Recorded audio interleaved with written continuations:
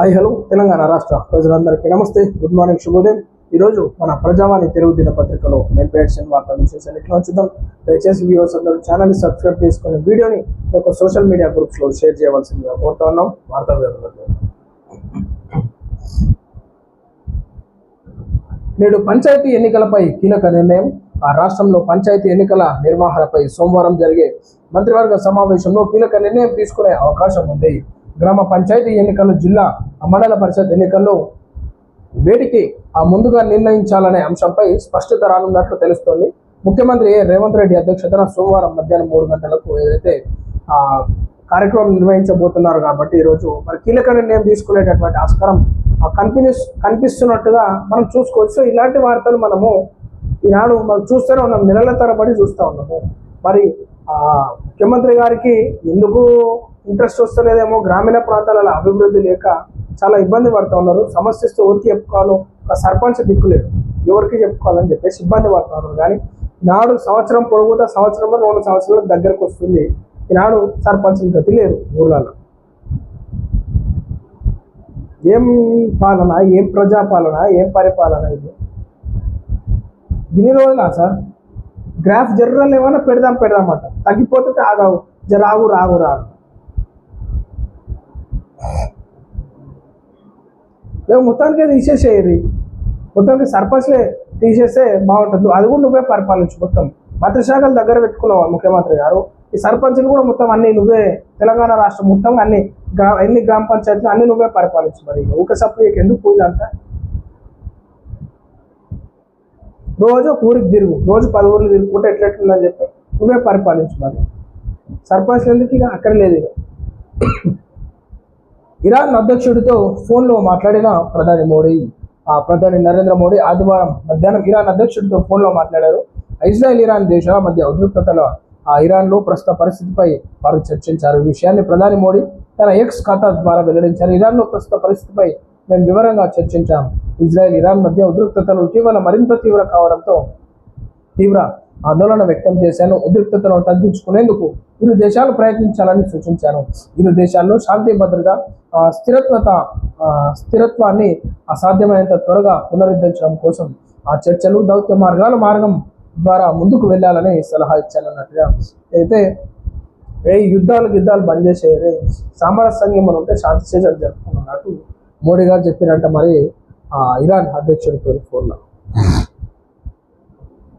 3.5 ఏళ్లలో 20 లక్షల ఇందిరమ్మ ఇల్లు కట్టించి తీరుతాం.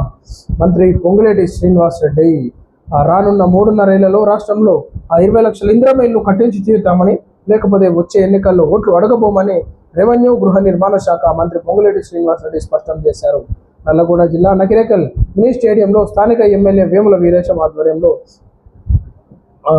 నిర్వహించిన నియోజకవర్గ వ్యాప్తంగా ఎంపిక చేసిన 3,500 మంది ఇందిరమ్మ ఇళ్ల లబ్ధిదారులకు మంజూరు పత్రాలు పంపిణీ కార్యక్రమానికి ఆయన ముఖ్య అతిథిగా హాజరయ్యారు. ఈ సందర్భంగా ఆయన మాట్లాడుతూ బీఆర్ఎస్ నాయకులు రపారప అంటూ ఫ్లెక్సీలు వేసుకుంటున్నారని, ఇది దేనికి సంకేతమని రెవెన్యూ, గృహ నిర్మాణ శాఖ మంత్రి అయితే పొంగులేటి శ్రీనివాస్ గారు అడుగుతా ఉన్నారు అనమాట. ఈనాడు ఇస్తాం, ఇంకో ముందు 3,500 అనేది నకిరేకల్లో కార్యక్రమానికి మరి అక్కడ పొంగులేటి శ్రీనారాయణ గారు వెళ్ళడం జరిగింది. సో గతంలో మీరు ఇస్తాన్న ఇళ్ళు డబుల్ బెడ్రూమ్లు ఏమైనాయి, కానీ నాడు కాంగ్రెస్ ప్రభుత్వము పేదలకి పక్షాన నిలబడేటటువంటి ప్రభుత్వం అని చెప్పేసి పొంగులేటి శ్రీనారాయణ గారు చెప్తా ఉన్నారు. కాబట్టి మరి ఎంతమందికి ఇల్లులు వచ్చినాయి, ఎంతమందికి రాలేదు, ఎంతమంది లబ్ధి చెందుతున్నారు, వాళ్ళు లబ్ధి చెందినటువంటి వాళ్ళు నిజమైనటువంటి పేదవారైనా కాదా? సో ఈ విధంగా తెలంగాణ రాష్ట్ర వ్యాప్తంగా మరి ఎంతమందికి ఇల్లులు ఇస్తారో చూడాలి. 20 లక్షల ఇందిరమ్మ ఇల్లులు అంటున్నారు, మరి అది ఎంతవరకు ముందుకు పోతుంది? సో దాన్ని కాంట్రవర్సీ చేసి నాడు బీఆర్ఎస్ పార్టీ ఫ్లెక్సీలు వేసి ఎగతాళి చేస్తున్నారని చెప్పేసి సీనన్ అంటున్నారు అన్నమాట. బడ్జెట్ నిధులను అన్ని శాఖల విభాగాలకు సమానంగా పంచాలి.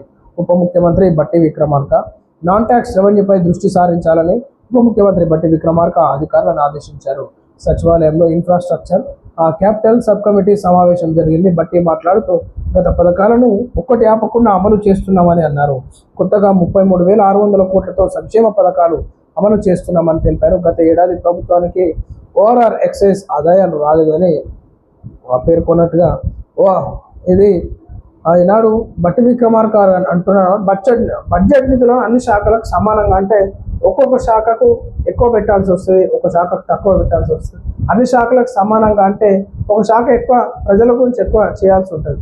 సో అప్పుడు ఇబ్బందికరమైనటువంటి పరిస్థితి ఏర్పడుతుంది. కాబట్టి ఏ శాఖ ఏ విధంగా ఉంటుంది, సో దానికి ఏ విధంగా బడ్జెట్ కావాలని ఆలోచించి పెడితే బాగుంటుంది అన్నమాట విక్రమార్క గారు. Shri Saraswati high school English medium, Pragati Vidyalayam English medium అన్నట్టు మనం చూసుకోవచ్చు. Heartly congratulations to our SSC 2024 and 25 toppers, appreciated by collector Shri Sandeep Kumar Jha IAS అన్నట్టు మనం చూసుకోవచ్చు. అయితే సరస్వతి హై స్కూల్ ప్రగతి విద్యాలయంలో చదువుకున్నటువంటి విద్యార్థులకు కలెక్టర్ గారి చేతుల మీదుగా ఈనాడు వాళ్ళని ప్రశంసించినారంటే సో మంచి టీచర్స్ ఉన్నట్టు ఉన్నారు. సో అదేవిధంగా మంచి టీచర్స్ ఉన్నప్పుడే పిల్లలు ఈ విధమైనటువంటి మార్క్స్ సాధించడం జరుగుతూ ఉంటుంది. కాబట్టి ఇలాంటి స్కూళ్ళలో పిల్లలను జాయిన్ చేసి వాళ్ళకి మంచి సపోర్ట్గా ఉండాల్సిందిగా కోరుతున్నాం తల్లిదండ్రులని. Our study and futures located in calm and pollution free campus, stress free education, playway method for pre-primary classes with spacious classrooms, well trained and experienced faculty, special remedial classes for slow learners, special emphasis on spoken English, well equipped science lab and computer lab, hostel facilities available for both boys and girls అన్నట్టు admissions are in progress. So ఖచ్చితంగా మరి చూసుకోవాలి అందరు. ఈనాడు ఇంతమంది ఆ పత్రిక మనకు presentation రావడం జరిగింది ఈ పత్రికలలో. కాబట్టి ఖచ్చితంగా మంచి ఫ్యాకల్టీ ఉన్నటువంటి స్కూళ్ళలో వేస్తే టీచింగ్ ఎట్లా చేస్తున్నారు, సో ఉన్నటువంటి లో లెర్నర్స్కి కూడా మళ్ళీ స్పెషల్ క్లాసెస్ పెట్టడం కానీ, సో అన్ని ఫెసిలిటీస్ మంచి పొల్యూషన్ ఫ్రీ ఏరియాలో ఈనాడు స్కూళ్ళు ఉన్నట్టుగా మనం చూసుకోవచ్చు. కాబట్టి ఖచ్చితంగా ఇలాంటి స్కూళ్ళలో జాయిన్ చేయవలసిందిగా కోరుతున్నాం. పిల్లల భవిష్యత్తుకి తల్లిదండ్రులు కృషి చేయాలి. బస్ ఫెసిలిటీ కూడా ఉంది. IIT NEET olympiad foundation for 6th to 9th classes అన్నట్టు మనం చూసుకోవచ్చు. Olympiad for 1st to 5th classes అన్నట్టు ఖచ్చితంగా అన్ని ఫెసిలిటీస్ ఉన్నాయి మనకి ఇక్కడ. Parents and teachers must B team to ensure children reach cheerful potential to improve the comprehend అన్నట్టు మనం చూసుకోవచ్చు. కాబట్టి మంచి స్కూల్లో పిల్లలకి విద్య నేర్పించినప్పుడే వాళ్ళ భవిష్యత్తు కూడా మంచి పునాదులు పడేటటువంటి ఆస్కారం ఉంటుంది. కాబట్టి ఇలాంటి స్కూళ్ళల్లో జాయిన్ చేయవలసిందిగా కోరుతాను.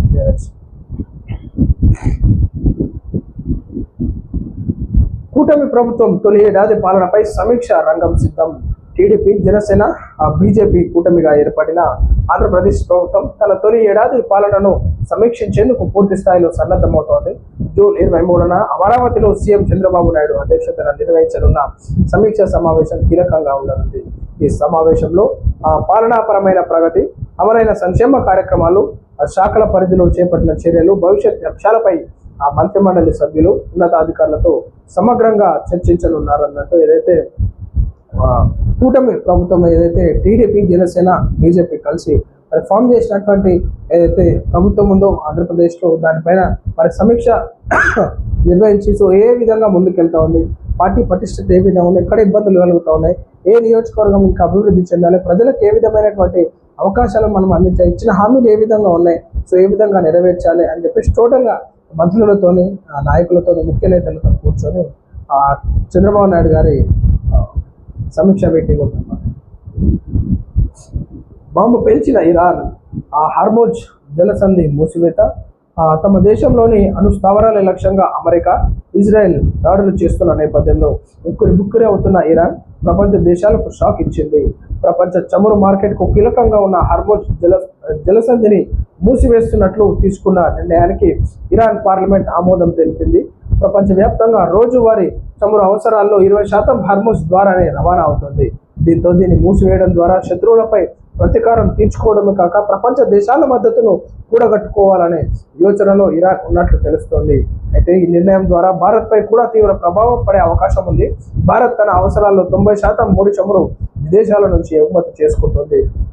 అందులో 40% హార్మోజ్ జలసంధి ద్వారానే రవాణా అవుతుంది. దీంతో ప్రభుత్వం తన 74 రోజుల చమురు నిల్వలను తగ్గించుకోవాల్సిన పరిస్థితి ఏర్పడుతుంది. అంతేకాక అంతర్జాతీయ మార్కెట్లో ఈ నిర్ణయం ఆ రూపాయి విలువ పైన కూడా ఎఫెక్ట్ పడేటటువంటి ఆస్కారం మనకు కనిపిస్తుంది. ఏదైతే ఇరాన్ అక్కడ జరుగుతున్నటువంటి ఇజ్రాయెల్కి ఏదైతే యుద్ధం జరుగుతుందో దాంట్లో భాగంగా మరి ఇక్కడ చమురు ఏదైతే మనకి సప్లై ఎక్స్పోర్ట్ చేయడం జరుగుతుంది. సో వాళ్ళు బంద్ చేసుకోవడం జరిగింది కాబట్టి సో ప్రపంచ దేశాల మీద ఎఫెక్ట్ పడుతుంది. సో మనకి 20% మనకి అక్కడ నుంచి రావడం జరుగుతుంది. సో చాలా మటుకు ఎఫెక్ట్ అయ్యేటటువంటి ఆస్కారం కూడా మనకు కనిపిస్తూ ఉంటుంది. రేట్లు పెంచుడు అదంతా ఉంటుంది కదా. ఎక్కడికక్కడే నిలిచిపోయిన గ్రామ పంచాయతీల అభివృద్ధి పారిశుద్ధ్యం పడకేసిందని మాజీ మంత్రి బీఆర్ఎస్ ఎమ్మెల్యే హరీష్ రావు పేర్కొన్నారు. గ్రామాల్లో కుంటుపడిన పారిశుద్ధ్యం, మాజీ సర్పంచులు, పంచాయతీ కార్యదర్శులు పెండింగ్ బిల్లుల చెల్లింపు, పంచాయతీ నిధులు విడుదల, అవుట్సోర్సింగ్ పంచాయతీ కార్యదర్శుల క్రమబద్ధీకరణ, ఇతర సమస్యల గురించి రాష్ట్ర పంచాయతీరాజ్ గ్రామీణాభివృద్ధి శాఖ మంత్రి ధనసరి అనసూయ సీతక్కకు మాజీ మంత్రి హరీష్ రావు ఆదివారం లేఖ రాశారు. మరి ఎప్పుడు పెడతారో ఏమో హరీష్ రావు గారు, మరి ఎట్లా చేద్దామంటారు. పనకచర్ల విషయంలో తగ్గే ప్రసక్తే లేదు మహేష్ కుమార్ గౌడ్. మరి ఎట్లా తెలంగాణ రాష్ట్రానికి అన్యాయం జరగకుండా చూసుకోవాలి. ఏదేం చేసినా అందరూ కలిసికట్టుగా ఉండి దీనిపైన నిర్ణయం తీసుకోవాల్సిందిగా కోరుతున్నాను. సో ఇది ప్రజలారా మనం చూస్తాం. ఈరోజు మన ప్రజావాణి తెలుగు దినపత్రికలోని మెయిన్ పేజెస్ అండ్ వార్తా విశేషాలు. అందరికీ సెలవు. నమస్తే.